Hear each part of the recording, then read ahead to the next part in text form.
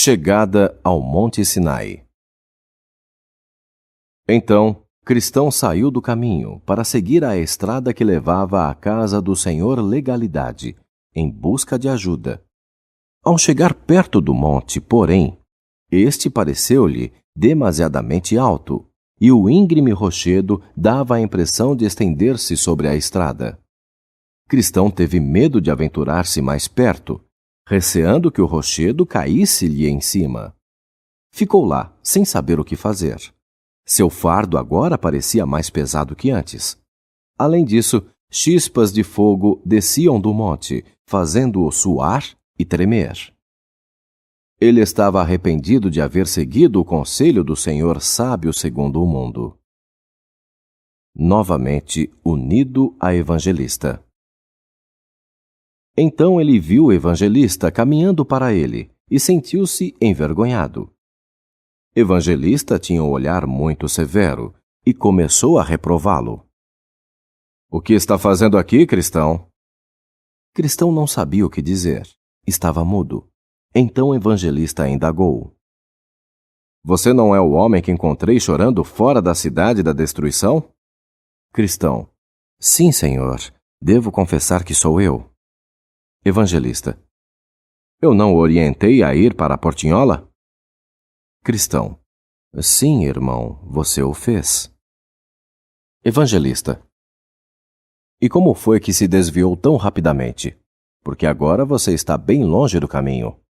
Cristão: "Bem, tão logo eu saí do pântano do desespero, encontrei alguém que me levou a crer que encontraria um cavalheiro na aldeia junto ao monte, que me removeria a carga." Evangelista: "Quem você encontrou? E que espécie de pessoa era?" Cristão: Ele parecia um homem honesto, argumentou muito comigo e, finalmente, persuadiu-me a seguir-lhe o conselho. Então vim para cá, mas quando vi este monte ameaçador, arqueado sobre a estrada e soltando fogo e fumaça, parei com medo de perecer. Evangelista: "O que o homem lhe falou?" Cristão: "Ele perguntou-me aonde estava indo, e eu lhe disse." Evangelista: "E o que disse ele então?" Cristão: "Que eu deveria lançar fora minha carga imediatamente. Respondi-lhe que o que desejava era alívio, e por isso expliquei-lhe: estou indo para uma pequena porta, onde receberei instruções de como encontrar o lugar da libertação. Então ele afirmou que me mostraria um caminho melhor, um caminho não tão cheio de dificuldades como o que você me indicara. E uma vez que eu havia caído no pântano do desespero, senti-me inclinado a ouvir-lhe os conselhos. E ele me disse: este caminho levará à casa de um cavalheiro capaz de aliviar as pessoas de suas cargas. Como percebi que não encontrara alívio no caminho em que viajava, mas sim mais aborrecimentos, acreditei nele e virei-me daquele caminho para este, achando que logo encontraria livramento. Contudo, ao chegar a este monte e ver quão perigoso seria prosseguir, parei com medo de perder a vida. Agora não sei o que fazer." Então o Evangelista propôs: "Espere só um momento, para que eu possa dar-lhe a palavra de Deus." Cristão esperou tremendo sob a carga.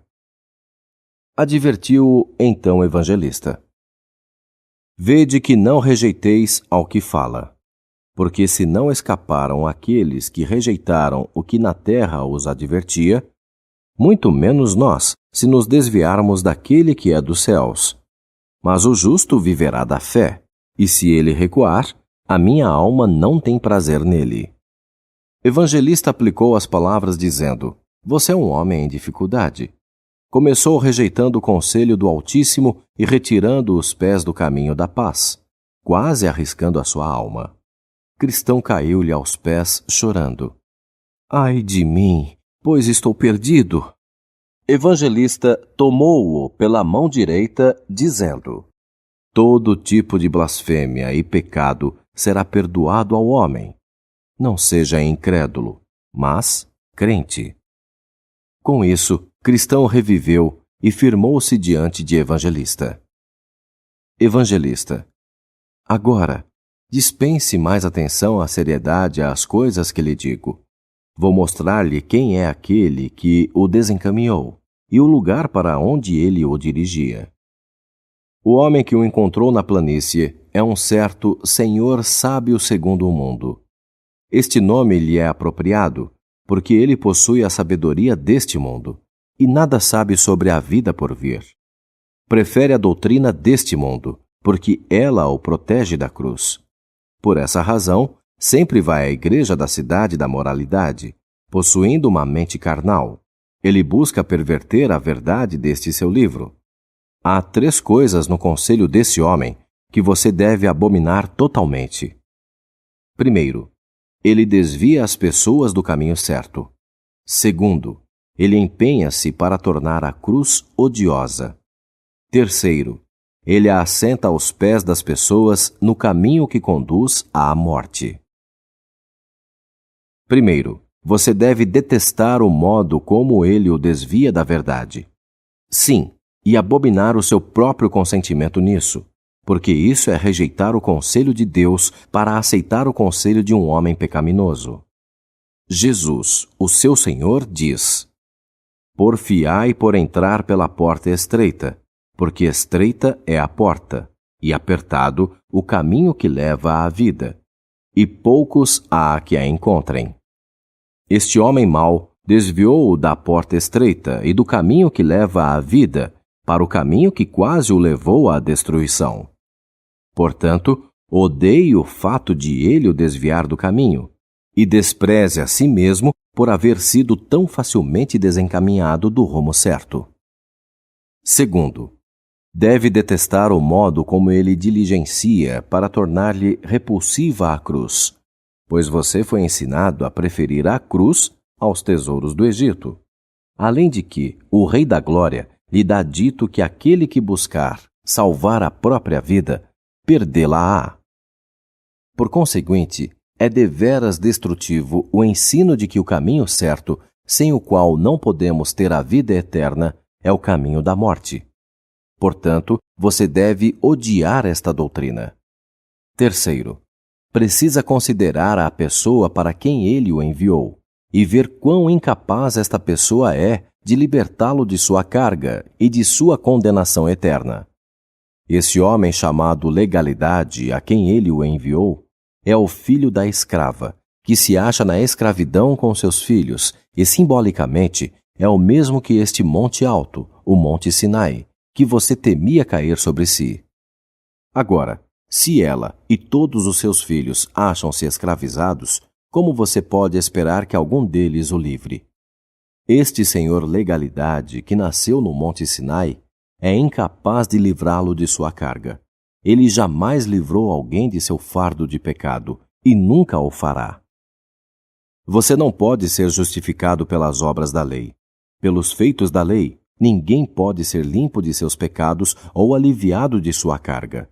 Por conseguinte, o senhor sábio segundo o mundo é um alienígena, e o senhor legalidade, um impostor. E quanto ao seu filho, cortesia, não obstante os seus olhares afetados, é um falso, e não pode ajudar a ninguém. Acredite, em todo este rumor que você ouviu deste homem tolo, não há nada, a não ser a intenção de iludir as almas e afastá-las da salvação. Foi isso que tentaram fazer a você, quando o atraíram para longe do caminho por onde eu o mandara. Depois disso, Evangelista clamou aos céus por confirmação do que ele falara. Com isso, saiu fogo e palavras da montanha sob a qual estavam, fazendo ficar em pé os cabelos de Cristão. As palavras eram altas e claras.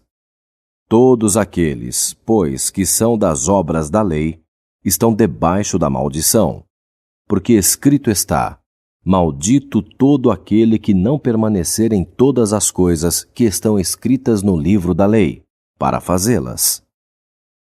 Agora, Cristão não esperava nada além da morte. Pôs-se a gritar em voz lamuriosa, condenando o momento em que encontrara o Senhor sábio segundo o mundo, e chamando a si mesmo de louco, por lhe haver seguido os conselhos.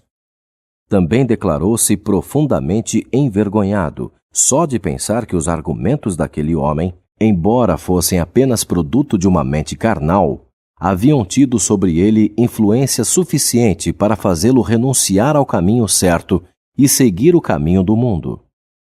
Feito isso, aplicou-se novamente nas palavras de sabedoria de Evangelista, em sua instrução espiritual e na completa devoção do Rei do Céu. Cristão, o que o Senhor acha? Existe alguma esperança para mim?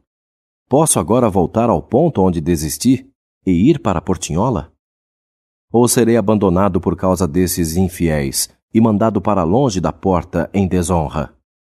Estou sinceramente arrependido de haver atentado para o conselho deste homem mundano e me afastado do caminho certo. Mas podem os meus pecados serem perdoados?